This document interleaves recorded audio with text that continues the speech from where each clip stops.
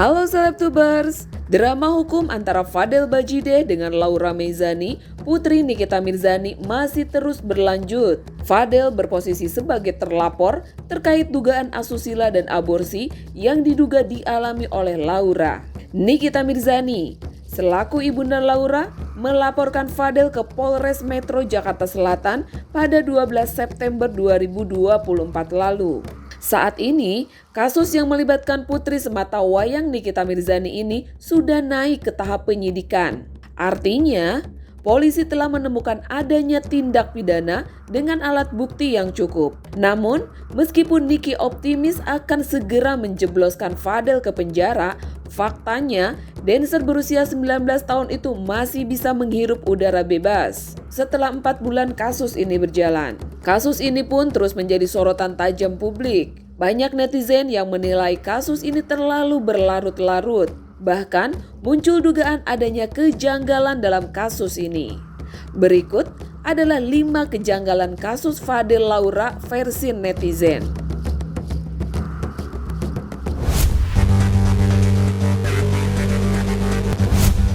Yang pertama, hasil visum Laura tak langsung menjadikan Fadel tersangka. Sejak awal kasus ini mencuat, Nikita Mirzani dengan lantang menyebut hasil visum Laura sebagai bukti kuat untuk menjerat Fadel. Pemeriksaan visum terhadap Laura pun dilakukan sebanyak 2 kali lantaran saat visum pertama, Laura kala itu tengah datang bulan sehingga harus divisum ulang. Namun, hasil visum belum cukup untuk menjadikan Fadel tersangka. Bahkan, setelah pihak Niki menghadirkan belasan saksi untuk memperkuat laporannya, langkah itu belum membuat hasil hukum yang diharapkan. Kok bahagia sih gue colok mata lu ya? Galuh masuk. Ya hancur lah hati gue. Ya hancur, tapi di sisi lain kan lu bisa menjerat juga dong, laporannya masuk unsur sebetulnya pidana. ada itu visum atau enggak ya itu bisa dijerat ya Bang. Kalau kalian belajar tentang undang-undang perlindungan anak di bawah umur ya mau ada visum atau tidak ada visum ya harusnya si monyet Fadel itu emang di penjara. Kita membuat laporan dua. Itu kan hanya memperkuat aja. Mereka terjebak dari laporan kita. Ya udah, makanya dia pusing sendiri sana kemari. Gue cari bukti gak ada, lu bisa tangkis ini masalah. Gak bisa. Ya. Saya sudah siapkan secara matang ini perkara. Jadi gini ya, Fadel monyet dengerin. Ya, nama Rasma Bagong ya. Lu denger ya.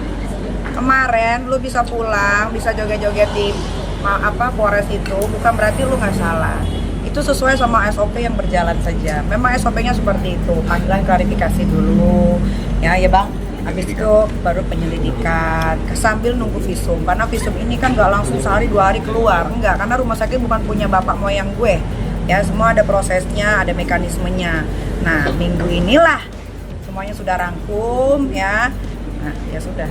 Lihat aja lu masih bisa joget-joget nggak? Kan ini artinya gelar perkara sudah dilakukan oleh pihak Nggak tahu gue bukan kepolisian. Namun, baru-baru ini Niki kembali sesumbar bahwa Fadel yang disebutnya Kang Semir dipastikan akan segera ditetapkan sebagai tersangka dalam waktu dekat. Kasih tahu kalian pantengin ya. Karena besok gue akan gue akan memberitahu siapa yang sudah jadi tersangka. Kalian lihat IG gue sama TikTok gue. Gue akan mengumumkan salah satu musuh gue yang sudah ditetapkan jadi tersangka juga. Jadi ada 2 nih. Ya, satu Kang Semir, satu lagi ada, nanti kalian akan tahu. Besok. Kalau sekarang gue mau istirahat dulu. Besok akan gue kasih tahu siapa yang sudah jadi tersangka. Dan pastinya akan dipenjara. Yang udah-udah guys, kalau orang bermasalah sama gue, terus gue udah ngelaporin orang ke polisi, tidak akan gue biarin hidupnya tenang. Pasti dipenjara. Coba sebut siapa yang gue laporin polisi tapi gak masuk penjara. Kalau si Kang Semir itu kan masih proses ya. Itu masih proses. Karena minggu lalu dia mengajukan 3 saksi. Keluarga Masupilami, keluarga Kera yang ada di London perkampungan. Ya kan, itu sudah selesai. Ya, sekarang mereka lagi gelar perkara. Insya Allah awal tahun 2025 Kalian dengar sendiri nanti.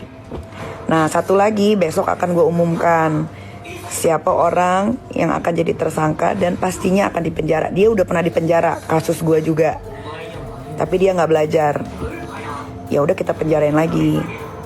Itu nggak bisa guys. Kita tuh ngelapor ke polisi itu semua ada SOP-nya. Kita harus ikutin peraturan. Yang kedua, Fadel melapor ke Divisi Propam Polda Metro Jaya. Meski kasus dugaan asusila dan aborsi terkait Laura Meizani kini telah naik penyidikan, pihak Fadel tetap bersikukuh merasa tidak bersalah. Fadel mengaku ada yang janggal dalam proses penyidikan kasus tersebut. Salah satunya, yakni saksi yang diajukan oleh Fadel kala itu tidak kunjung diperiksa oleh penyidik. Didampingi kuasa hukumnya, Razman Arif Nasution, ia pun kemudian mengadu ke Divisi Propam Polda Metro Jaya pada Rabu 6 November 2024 lalu. Mereka mengadukan dugaan ketidakprofesionalan penyidik yang menangani laporan Nikita Mirzani tersebut. Bajide, kemudian Bapak Umar Bajide, Martin Bajide, dan Saudara Bintang Bajide. Bersama tim hukum kami ada Saudara Bangke, ada John Rafri, ada Rahmat Riyadi, dan saya sendiri. Sebenarnya kami sudah berkomunikasi melalui telepon dan chat WA dengan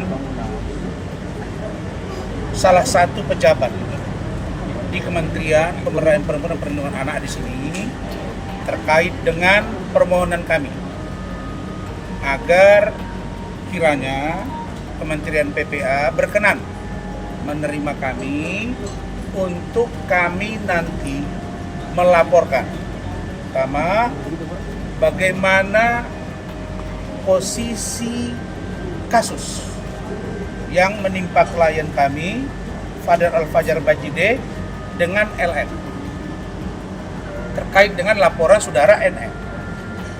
Jadi kalau ada bahasa pengacaranya, tadi saya kebetulan ada sidang di Pengadilan Agama Jaksel, ketemu dengan saudara Fahmi, kita salaman. Nah, tapi saya agak kaget juga pernyataan beliau yang mengatakan Kementerian PPA itu kan urusan perempuan dan anak. Nah, iya memang benar. LM itu adalah anak dari NM, benar. Kemudian kami adalah laki-laki dan dia laki-laki Fadel. Cuma kami tahu bagaimana masalah yang sebenarnya terhadap anak ini. Ditambah data yang kami terima dari UK dan dari tempat-tempat lain. Jadi itulah yang mendasari kami ke sini agar Kementerian PPA atensi dan seperti apa nanti hasilnya saya akan sampaikan untuk teman media. Walaupun begitu saya kasih sedikit kesempatan buat Fadel. Silakan. Mana Fadel?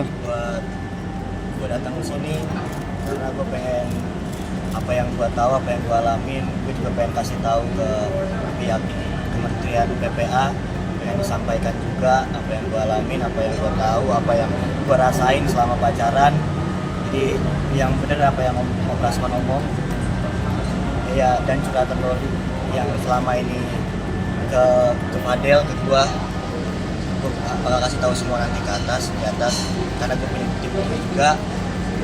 Ya insya Allah nanti dari pihak PPA juga menerima, pihak PPA juga mendengarkan omongan gue. Cukup, itu dulu. Oke, itu dulu Bang. Nanti kami akan jelaskan. Oke. Nanti kita jelaskan ya. Saya kasih jalan dulu teman-teman.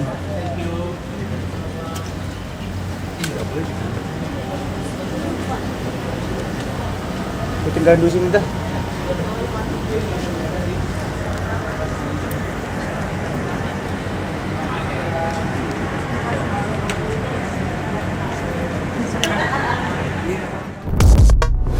Ketiga, keterbukaan Humas Polres Jakarta Selatan yang dipertanyakan. Netizen menilai Humas Polres Metro Jakarta Selatan kurang transparan dalam memberikan informasi terkait perkembangan kasus ini. Dengan dalih ingin melindungi identitas anak di bawah umur, polisi enggan membeberkan hasil visum, kesaksian Laura, dan belasan saksi lainnya. Oke, Bu Nurma, seperti apa ini hasil visum dari Loli sudah keluar? Seperti apa hasilnya apa? Ya, jadi terima kasih rekan-rekan untuk hasil visum masih diobservasi dan masih dibuat kesimpulan oleh ahlinya, terutama dari rumah sakit RSCM. Tapi yang keluar sudah adalah lab, ya, hasil laboratorium yang dicek kemarin. Itu hasilnya sudah keluar, sudah diserahkan ke rumah sakit RSCM untuk dijadikan satu dengan visum. Apa hasil dari labnya sendiri, Bu? Kalau hasilnya ada di rumah sakit, jelasnya di ahlinya ya tentunya. Jadi kita sebagai penyidik dan juga dari kepolisian masih mengumpulkan barang bukti, kemudian dengan ini juga visum dijadikan satu di RSCM. Nanti kabarnya hasil visum itu cukup mengecewakan ya untuk pihak Laura sendiri. Apa sih mungkin sedikit kisi-kisinya, boleh gak sih? Ya, kalau isinya nanti yang jelas dikumpulkan di penyidik, kemudian bisa dibuka di pengadilan. Ya, yang berhak adalah ahlinya, terutama di ahli dari forensik tentunya, ya, di RSCM. Bu, tapi hasil lab tersebut apakah menguntungkan bagi pelapor sendiri, bagi NM? Untuk jadi menjerat si pelaku. Hasilnya ya, jadi memang barang bukti ini dikumpulkan sebagaimana laporan yang dilaporkan oleh NM terhadap anaknya ya yang menjadi korban. Itu. Jadi ini kesimpulan dan observasi yang kita tunggu. Ya, tunggu saja rekan-rekan, ya, kita update pasti.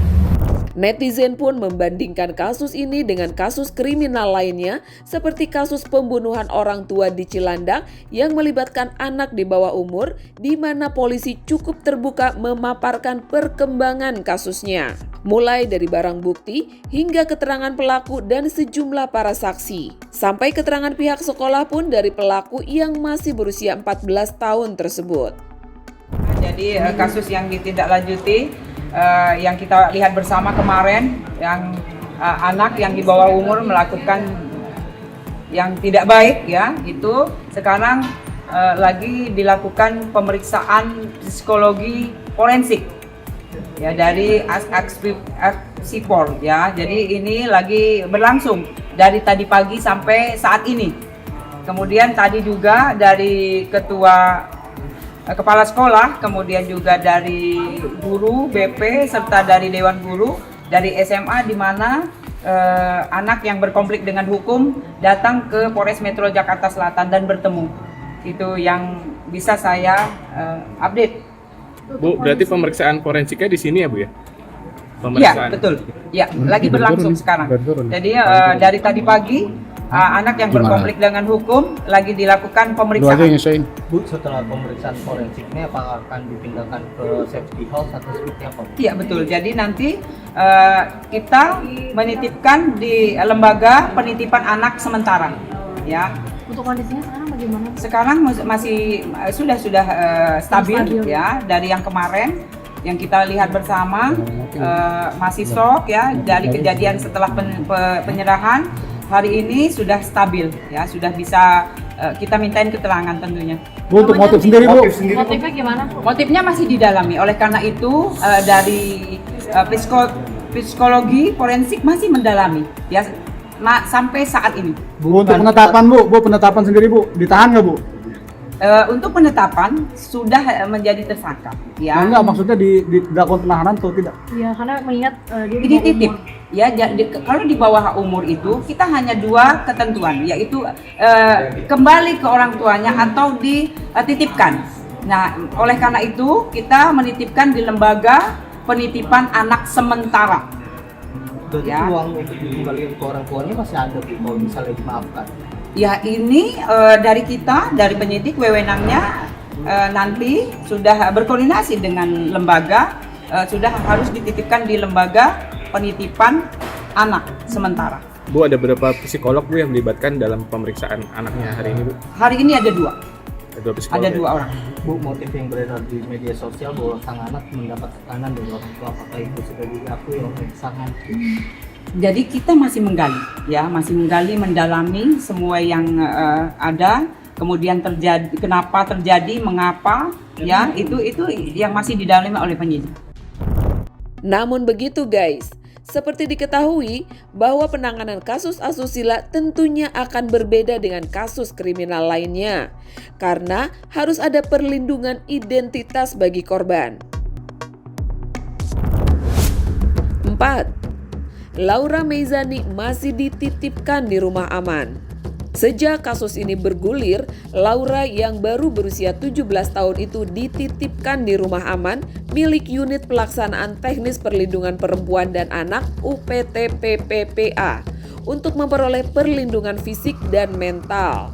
Selaku ibunda, Nikita Mirzani juga memastikan bahwa putrinya dalam kondisi yang lebih baik dari sebelumnya. Ia juga mengklaim sudah baikan dengan Laura, bahkan menyebut putrinya sudah sadar dan kecewa dengan keluarga Fadel. Namun pihak Fadel meragukan pernyataan Nikita Mirzani tersebut. Menurut mereka, jika hubungan Laura dan Nikita sudah berdamai, mengapa Laura masih berada di rumah aman dan tidak pulang ke rumahnya? Sayangnya nih guys, pernyataan Nikita soal Laura belakangan ini justru terbantahkan. Pasalnya, Laura yang baru-baru ini muncul di hadapan publik malah menitipkan salam cinta untuk Fadel yang sejak tahun 2023 menjadi kekasihnya. Ada memberikan support nggak atau seperti apa bagi suaminya? Niki. Iya pasti. Maksudnya dia Mendukung langkah Niki sendiri untuk menyelamatkan Loli dari. Iya pasti. Lagi ya. akan ada ini mungkin Akan ada apa? ayahnya akan datang gitu ke safe house untuk menjenguk. Kan udah dibilang nggak ada yang boleh ngejenguk. Nggak boleh sampai sekarang ya. Oke, siap. Niki, tapi lu sekarang lebih hati-hati nggak sih mendekati Loli? Artinya ini kan kemarin dendam terus marah, lu jadi hati-hati nggak untuk mendekati Loli, komunikasi dengan Loli? Enggak juga, biasa aja komunikasi terus tuh pakai handphonenya dari yang jaga di safe house. Mau dia menerima artinya Mau lah, dia tahu kok orang tuanya berjuang buat dia kayak apa. Tahu. Tapi melihat Loli tulus nggak sih, artinya dia udah mau menerima nih, artinya berkomunikasi dengan ibunya?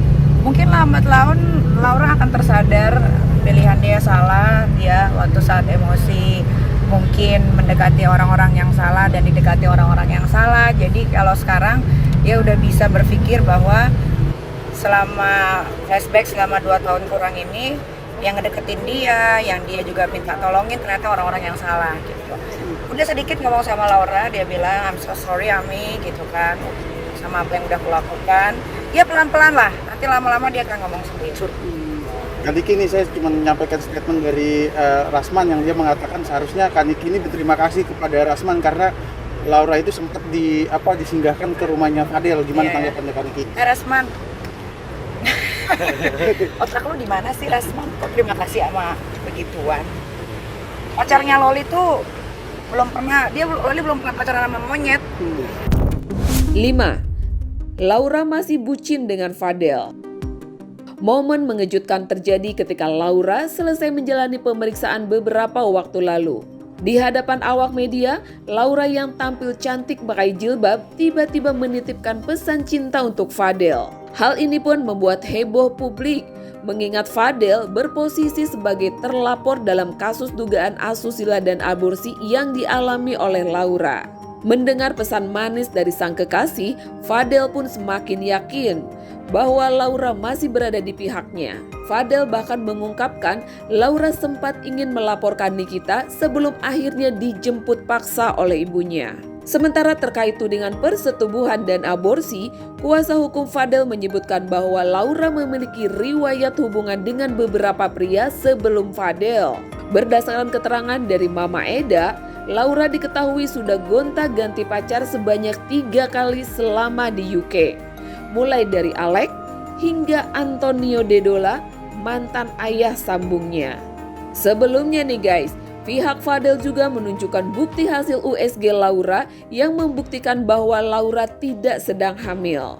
Tapi tiba-tiba kok dia masih inget lu tuh nyebut salam buat lu. Kalau itu alhamdulillah, karena gue selalu doa, gue selalu ingat Tuhan, dan apapun yang gue serahkan ke Allah pasti bakal dibantu sama Allah. Backingan gue dari Allah dan dikasih kekuatan dari Allah. Jadi gue yakin bakal ada kayak gini-gini nanti ke depannya, bakal ada info-info baik buat gue, bakal ada jalan-jalan baik buat gue. Kalau kebenaran kan gue bilang, kebenaran bakal cari jalannya sendiri gitu.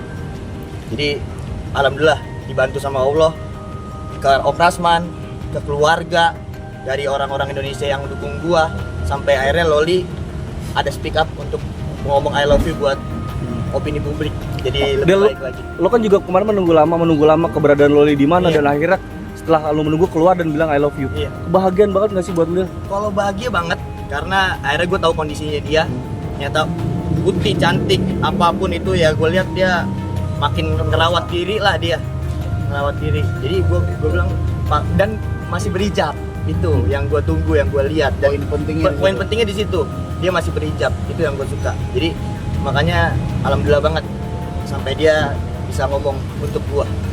Terima kasih buat yang rekam itu ya. Oke Del, artinya setelah lu melihat statement dari Loli, lu akan memperjuangkan hubungan lu dengan Loli. Terus keluarga lu seperti apa, menerima nggak?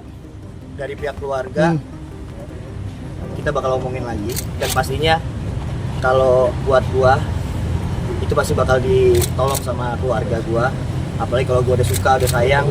Dari awal juga yang bantu kan keluarga gua, Loli, dan itu udah setuju gitu.